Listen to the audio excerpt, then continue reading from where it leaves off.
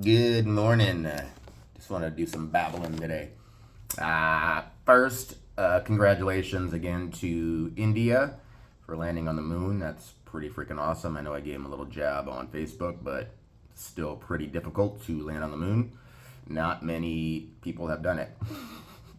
So I think they're the second, if I'm not mistaken. I think China might have landed something on Mars or the moon, but not too many countries have. Not too many countries have really gotten to orbit, to be honest, or not many people. Um, it's really difficult. Even Bezos, he's like one of the richest people in the world. He still can't get his little penis rocket into orbit. It's not built for it, but he still hasn't gone. He's gone to space technically, but he hasn't gone to orbit, which is far more difficult. And then landing on the moon after that is way more difficult again.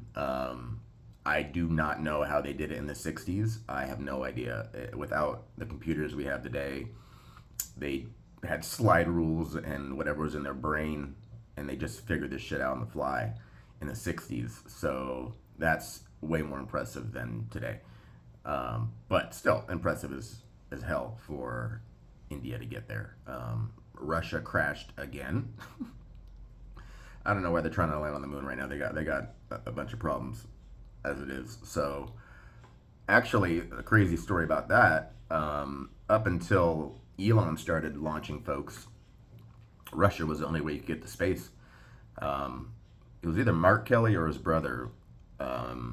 He asked, "What should I do? What's the first thing I should do if I want to go to space?" And they told him to learn Russian because they were the only ticket until Elon, because we retired the space shuttle, and then we didn't have any way to get up there. We had to depend on Russia to get to space. So when Elon finally got his rocket going, he eventually could start sending people up on his own, and he was starting to do resupply missions.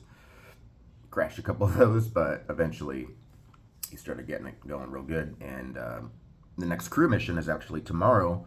Well, the earliest. It's tomorrow. They're sending 4 people up. It's the 7th time, so it's crew mission 7. The 7th time they've flown on Falcon.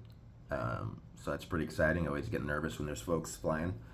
I grew up in the Challenger. Well, I was a kid during Challenger, so every time they say go for throttle up, I pucker up a little bit.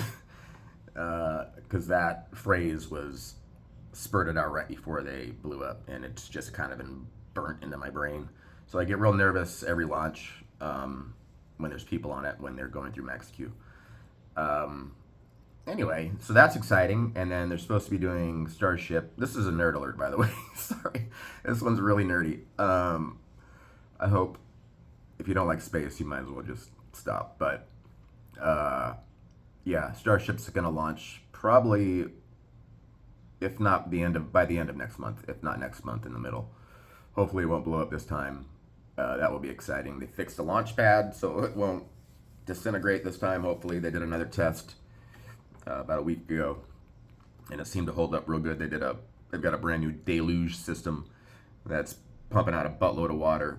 So it's actually a cooler looking launch, because it'll be a bunch of white smoke from all the water vapor getting just flash vaporized. So that'll be kind of cool. Other than that, not much spacey stuff going on.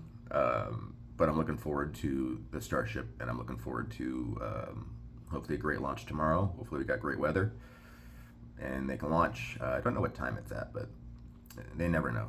You never know with them. Usually morning, afternoon, with people on it. Usually morning with people. Anyway, yeah, that should be fun. Anyway, yeah, it's real difficult. So again, India, good job. Good. I'm surprised they haven't done it sooner, because they seem to be pretty smart folks. So just maybe not enough money, but good job, India. Let's go. Let's get some people up there soon.